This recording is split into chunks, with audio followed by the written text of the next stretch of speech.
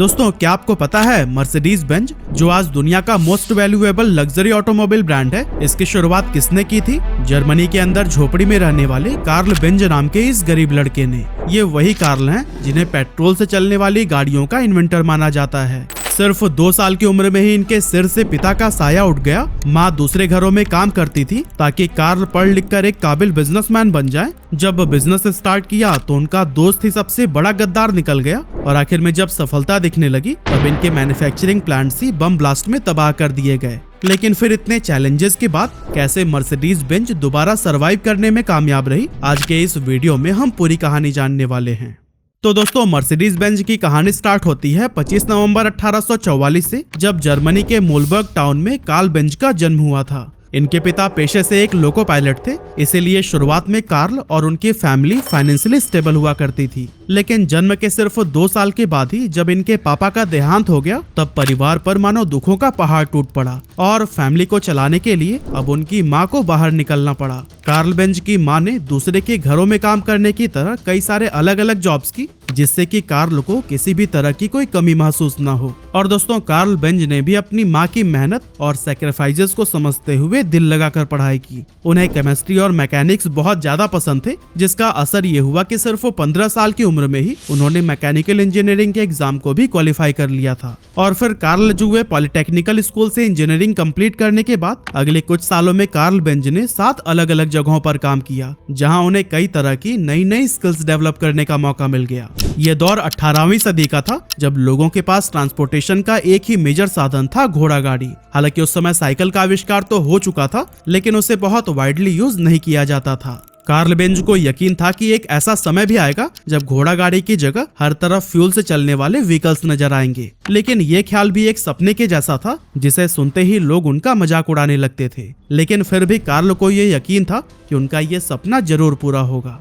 इसके बाद 1871 में जब उनकी उम्र 27 साल हुई तब उन्होंने एक बड़ा फैसला लिया और वो अपनी अच्छी खासी जॉब छोड़कर अगस्त रिटर नाम के एक मैकेनिक के साथ लोहे का बिजनेस करने लगे। अपने इस नए बिजनेस के साथ साथ साइड में कार्ल ने अपनी मोटर गाड़ी पर भी काम करना शुरू कर दिया था और इसके लिए वो इतने ज्यादा पैशनेट हो गए थे कि एक पॉइंट पर आकर अपना सारा कारोबार उन्होंने अपने दोस्त रिटर पर छोड़ दिया। ऐसे में रिटर ने इस छूट का खूब फायदा उठाया और कार्ल बेंज को धोखा दे दिया, जिसके चलते कंपनी डूबने के कगार पर पहुंच गई। लेकिन दोस्तों, इस मुश्किल टाइम में उनकी लाइफ में एंट्री हुई बेर्था रिंगर की, जो कि आगे चलकर उनकी पत्नी बनी। बेर्था एक बहुत ही अमीर परिवार से थी और उनके पेरेंट्स ने उनके दहेज के लिए बहुत सारे पैसे जमा कर रखे थे। और दोस्तों, उन्हीं पैसों से ही कार्ल और बेर्था ने मिलकर कंपनी में अगस्त रिटर का जितना भी शेयर था वो सारा खरीद लिया। इस तरह से अब लोहे का यह बिजनेस पूरी तरह से कार्ल और उनकी पत्नी बेर्था का हो गया था। आगे चलकर 1879 में कार्ल ने गैसोलीन से चलने वाले 2 स्ट्रोक इंजन का आविष्कार किया और अपने नाम उसका पेटेंट भी करा लिया। इसके अलावा Karl Benz battery system, spark plug, clutch gear, carburettor और गियर शिफ्ट जैसे कई सारे पेटेंट अपने नाम करा चुके थे। लेकिन अनफॉर्चुनेटली इसके बावजूद भी कंपनी कोई खास प्रॉफिट जनरेट नहीं कर पा रही थी और इसी के चलते उन्होंने अपनी इस कंपनी के शेयर्स बेचने शुरू कर दिए। एक टाइम तो ऐसा भी आया जब खुद ही की कंपनी में कार्ल का शेयर सिर्फ 5% रह गया था और इसका असर यह हुआ कि कंपनी में इनकी रेप्यूटेशन लगभग न के बराबर रह गई, जिसके चलते कार्ल बेंज ने यहाँ से बाहर निकलने में ही अपनी भलाई समझी। कुछ टाइम के बाद इनकी मुलाकात 2 भाइयों मैक्स रोज और फ्रेडरिक विल्हेम से हुई, जो कि एक साइकिल शॉप के ऑनर थे। और फिर इन तीनों ने मिलकर एक कंपनी की शुरुआत की, जिसका नाम रखा गया बेंज एंड कंपनी। इस कंपनी में काम करते हुए कार्ल को अपने सपने पर काम करने के लिए काफी समय मिल रहा था। इसी वजह से 1885 में उन्होंने एक ऐसी तिपहिया साइकिल बना डाली जो कि गैसोलीन और 4 स्ट्रोक मोटर से ऑपरेट हो सकती थी। कार्ल ने इस तिपहिया साइकिल का पेटेंट कराया और उसका नाम रखा गया बेंज पेटेंट मोटर वैगन, जिसकी मैक्सिमम स्पीड थी 16 किलोमीटर पर आवर। अब इस मॉडल में एक बहुत बड़ी प्रॉब्लम थी कि इसे कंट्रोल करना काफी मुश्किल था। इसीलिए जब इसे डेमोन्स्ट्रेट किया गया तो फिर ये सीधे जाकर एक दीवार से जा टकराई और लोगों ने बेंज का खूब मजाक बनाया। साथ ही लोगों के मन में गैसोलीन से चलने वाली मोटर को लेकर ये डर भी बैठ गया था कि कहीं इसकी सवारी करते समय ये फट न जाए। इसी के चलते इस व्हीकल के बहुत ही कम यूनिट्स बिक पाए और प्रोडक्ट को कोई खास सफलता नहीं मिल सकी। अब दोस्तों, ये इवेंट कार्ल के लिए काफी डिमोटिवेट करने वाला था, लेकिन फिर भी उन्होंने हार नहीं मानी और अपने इस व्हीकल को और भी बेहतर बनाने में लग गए। इसके बाद 1889 में उन्होंने अपने उस व्हीकल का मॉडल 2 निकाला और फिर सेम ईयर मॉडल 3 को भी बना डाला। अब क्योंकि पहले डेमोन्स्ट्रेशन के टाइम पर जो हादसा हुआ था उसे कार्ल अब तक भूल नहीं पाए थे, इसीलिए वो इन मॉडल्स की पब्लिसिटी नहीं करना चाहते थे। लेकिन उनकी पत्नी बिरथा को लगता था कि मॉडल 3 हर तरह से परफेक्ट है और इसे डेमोन्स्ट्रेट करना ही चाहिए। लेकिन काफी समझाने के बाद भी कार्ल बेंज इसके लिए राजी नहीं हुए। और दोस्तों इसी बात से ही परेशान होकर एक सुबह बिरथा ने बहुत बड़ा स्टेप ले लिया और अपने दोनों बच्चों को इस मोटर वैगन में बिठाकर अपनी माँ से मिलने चली गईं। और दोस्तों आपको हम बता दें कि यही 107 किलोमीटर की ही जर्नी थी जिसने कि ऑटोमोबाइल इंडस्ट्री को हमेशा के लिए बदल कर रख दिया। रास्ते में जब लोगों ने इस तिपहिया वाहन को बिना किसी घोड़े के चलते हुए देखा तो फिर लोग डरकर भागने लगे, जैसे कि उनके सामने से कोई प्रेत गुजर रहा हो। बिरथा अपनी गाड़ी के साथ जिस भी रास्ते से गुजरती थी वहाँ का दृश्य यही रहता था। रास्ते में कई बार ये गाड़ी खराब भी हुई जिसे बिरथा खुद रिपेयर करती थी और आगे का सफर जारी रखती। मॉडल 3 की फ्यूल कैपेसिटी सिर्फ 4.5 लीटर की थी, इसलिए रास्ते में विस्लोच पहुंचकर उनका ईंधन खत्म हो गया। इसके बाद उन्होंने पास में ही मौजूद सिटी फार्मेसी से एक पेट्रोलियम सॉल्वेंट लिग्रोइन को खरीदा और उसे गाड़ी में डाल दिया। यही कारण है कि सिटी फार्मेसी को आज भी दुनिया का पहला फिलिंग स्टेशन कहा जाता है। इस सफर के दौरान बिरथा ने देखा कि मोटर गाड़ी में लगा हुआ ये लकड़ी का ब्रेक काफी घिस चुका है और सही तरह से काम नहीं कर पा रहा है। इसीलिए उन्होंने इसे रिप्लेस करके लेदर का ब्रेक लगवा लिया, जिसके चलते उनका सफर और भी ज्यादा आसान हो गया। इस तरह से खराब रोड, बार बार बंद होती मोटर गाड़ी और इसी तरह के कई सारे प्रॉब्लम्स को फेस करने के बाद आखिरकार उन्होंने 12 घंटे में अपना सफर पूरा कर लिया। कुछ समय अपनी माँ के पास रहने के बाद बिरथा वापस कार्ल के पास आई और उन्हें मोटर गाड़ी में आने वाली सभी प्रॉब्लम्स के बारे में बताया। और दोस्तों बाद में उनकी फीडबैक से इस व्हीकल को और भी ज्यादा इम्प्रूव कर दिया गया। इसके अलावा बिरथा का ये सफर इतना पॉपुलर हो गया था कि दूर दूर से लोग कार्ल के पास इस मोटर गाड़ी को देखने आने लगे थे। इस पॉपुलरिटी के चलते कंपनी का इंटरनल कंबशन इंजन भी खूब बिका और फिर देखते ही देखते बेंज एंड कंपनी उस समय दुनिया की सबसे बड़ी ऑटोमोबाइल कंपनी बन गई। 1893 में कार्ल बेंज ने अपनी गाड़ी को बेंज विक्टोरिया का नाम दिया, जो कि उस समय की सबसे लग्जरियस गाड़ी मानी जाती थी। इसके बाद से 1899 में इनकी कंपनी ने वर्ल्ड वाइड 572 कार्स बेची, जो कि उस समय एक बहुत बड़ा नंबर था, क्योंकि उस दौर में ट्रैवलिंग का मेन साधन घोड़ा गाड़ी को ही माना जाता था और इस तरह की मोटर गाड़ियों का इस्तेमाल सिर्फ शाही परिवार या फिर बहुत ही रईस लोग किया करते थे। अब दोस्तों उस टाइम पर कार्ल की एक राइवल कंपनी भी थी जिसका नाम था डैमलर मोटर्स। इसे दो पार्टनर गॉटलिब डैमलर और हेनरी जॉन लॉसन चलाया करते थे और उनकी वो कंपनी भी कमाल के मोटर कार्स बनाती थी। एक्चुअली डैमलर को एक ऐसा इंजन बनाने में कामयाबी मिल गई थी जिसे मोटरसाइकिल, नाव या किसी भी ट्रॉली से जोड़कर चलाया जा सकता था। गॉटलिब डैमलर एक बेहतरीन इंजीनियर होने के साथ साथ एक बहुत अच्छे बिजनेसमैन भी थे, जिनके अंडर कंपनी ने काफी ग्रोथ देखी थी। साथ ही मार्च 1901 में उन्होंने मर्सिडीज 35 HP नाम की एक कार को लॉन्च किया था, जो कि आजकल के कार से काफी मिलती जुलती थी और उस टाइम इसे बहुत ज्यादा पॉपुलैरिटी मिली। ये ऐसा समय था जब दोनों कंपनीज यानी कार्ल की बेंज एंड कंपनी और गॉटलिब डैमलर की डैमलर मोटर्स हर रोज नए नए रिकॉर्ड्स बना रही थी। लेकिन तभी वर्ल्ड वॉर 1 शुरू हो गया, जिसका असर कंपनीज के प्रोडक्शन पर पड़ा और दोनों भारी लॉस में चली गयी। उस दौरान जैसे तैसे करके उन्होंने सरवाइव किया और जब युद्ध खत्म हो गया तब इनके प्रोडक्शन में थोड़ा सुधार होना शुरू हुआ। हालांकि ये सुनहरे दिन भी ज्यादा समय तक नहीं रहे, क्योंकि मार्केट में मंदी की वजह से ये कंपनीज फिर से लॉसेस फेस करने लगी और एक समय तो ऐसा आया जब कार्ल को लगने लगा कि इस तरह से उनकी कंपनी ज्यादा दिनों तक नहीं चल पाएगी। इधर गॉटलिब डैमलर की भी गाड़ियां नहीं बिक रही थी और लगातार लॉसेस की वजह से वो भी परेशान रहने लगे थे। फिर आया साल 1926 जब दोनों कंपनीज ने एक दूसरे के साथ मर्ज होने का फैसला कर लिया। इस तरह से बेंज एंड कंपनी और डैमलर मोटर्स को मिलाकर एक बिल्कुल नई कंपनी की शुरुआत हुई, जिसका नाम रखा गया डैमलर बेंज। और दोस्तों यही कंपनी आगे चलकर मर्सिडीज बेंज के नाम से जानी गई।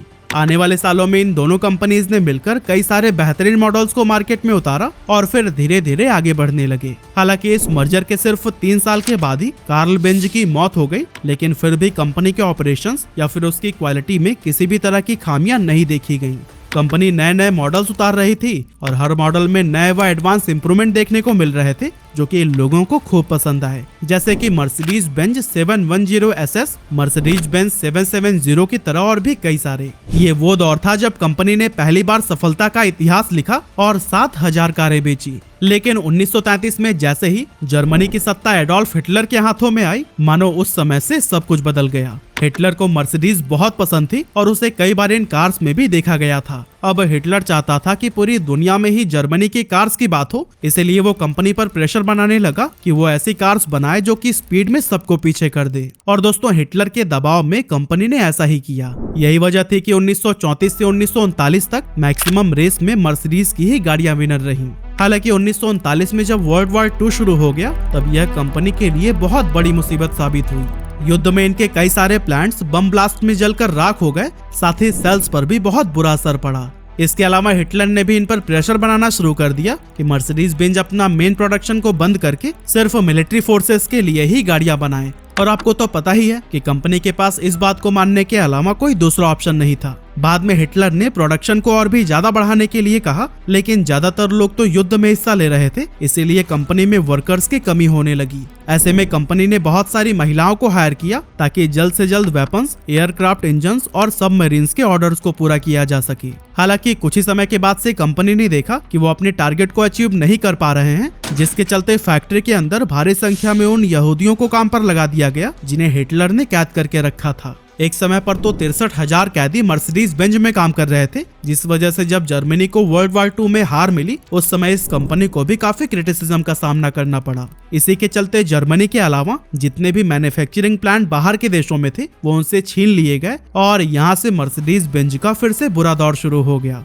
लेकिन दोस्तों, इतना सब कुछ होने के बाद भी कंपनी ने हार नहीं मानी और फिर से एक नई शुरुआत करने का फैसला किया। इस बार ये कंपनी एम्बुलेंस और पुलिस के लिए कार मैन्युफैक्चर करने लगी और फिर आगे चलकर कंपनी ने पब्लिक के लिए भी कई सारी बेहतरीन कार्स को इंट्रोड्यूस किया। लेकिन ग्लोबल मार्केट में उसे अब भी वो रेपुटेशन नहीं मिल पा रही थी जो कि उसकी पहले हुआ करती थी। अब चूंकि इनोवेशन और ड्रामेटिक स्टाइलिंग हमेशा ही मर्सिडीज बेंज के ट्रेडिशन का हिस्सा रहा है, इसलिए 1952 में कंपनी ने एक बहुत ही फ्यूचरिस्टिक गर्ल विंग डोर वाली मर्सिडीज 300 SL को इंट्रोड्यूस किया, जो कि किसी ड्रीम कार के जैसी थी और कुछ ही समय में इसने मार्केट में धूम मचा दी। इस कार की top speed 235 kilometre per hour थी, जिसके चलते ये रेसिंग ट्रैक पर भी काफी पॉपुलर साबित हुई। 1953 में कंपनी ने मर्सिडीज बेंज W120 और 121 सीरीज को इंट्रोड्यूस किया और इस सीरीज में मर्सिडीज बेंज 180 व 190 मॉडल को शामिल किया गया था, जो कि एवरीडे यूज के लिए बहुत ही कॉम्पैक्ट कार थी। इसके अलावा मर्सिडीज बेंज 220, 220S और 190 SL की तरह और भी कई सारे कार लॉन्च किए गए, जिससे कंपनी धीरे धीरे ग्लोबल मार्केट में दोबारा से अपना प्रेजेंस कायम करने लगी। इसके बाद से कंपनी ने कई तरह के सेफ्टी एंड टेक्नोलॉजिकल इन्वेंशंस किए, जैसे कि ये दुनिया की पहली कार कंपनी थी जिसने अपनी गाड़ी में 4 वॉल्व डीजल इंजन फिट किया था, ताकि कार के परफॉर्मेंस को और भी स्मूथ और इनहेंस किया जा सके। इसके अलावा 1961 में कंपनी ने अपनी गाड़ियों में सीट बेल्ट देना भी स्टार्ट कर दिया, साथ ही ABS ब्रेकिंग, एयर बैग और पैसेंजर सेफ्टी जैसे फीचर्स पर भी ध्यान दिया जाने लगा। इस तरह के इनोवेशंस के साथ ही कंपनी ने यूथ्स को भी टारगेट करने का सोचा, जिसके लिए उन्होंने कई सारे एड कैंपेन शुरू किए। इसके बाद से आया साल 1994, जब मर्सिडीज बेंज इंडिया में एंटर हुआ और महाराष्ट्र के पुणे में अपना प्लांट लगाया। मर्सिडीज की पहली कार मर्सिडीज बेंज W124 को 1995 में इंडिया में पहली बार लॉन्च किया गया। हालांकि ये इस ब्रांड की पहली कार नहीं थी जो कि भारत में आई थी, क्योंकि 1991 में मर्सिडीज बेंज 190D कार, जिसे अब E क्लास के नाम से जाना जाता है, इसे खास जर्मनी से JRD टाटा के लिए भारत मंगवाया गया था। अगर हम फिलहाल की बात करें तो कंपनी इंडियन मार्केट में अपने 26 मॉडल्स बेचती है और दुनिया में बिकने वाले हर 4 मर्सिडीज बेंज में से एक इंडिया में सेल होती है, जिसकी एवरेज कॉस्ट 1.5 करोड़ रुपए से भी ज्यादा रहती है। अगर हम कंपनी के हाईएस्ट सेलिंग मॉडल को देखें तो फिर इंडिया सहित पूरी दुनिया में ही GLC मर्सिडीज बेंज की बेस्ट सेलिंग मॉडल मानी जाती है, जिसके 2022 में 3,42,900 यूनिट्स बिके थे। वहीं अगर हम वर्ल्ड वाइड टोटल सेल्स की बात करें तो 2022 में कंपनी ने 2 मिलियन से भी ज्यादा कार्स को सेल किया था, जो कि इसे दुनिया का highest selling luxury car brand बनाता है। अब दोस्तों, आज कंपनी ने मर्सिडीज बेंज की कारों की एक ऐसी इमेज बनाने में कामयाबी हासिल कर ली है कि लोग इसे एक व्हीकल की तरह नहीं बल्कि एक अचीवमेंट की तरह देखते हैं और आज ये लाखों लोगों के लिए ड्रीम कार कंपनी है।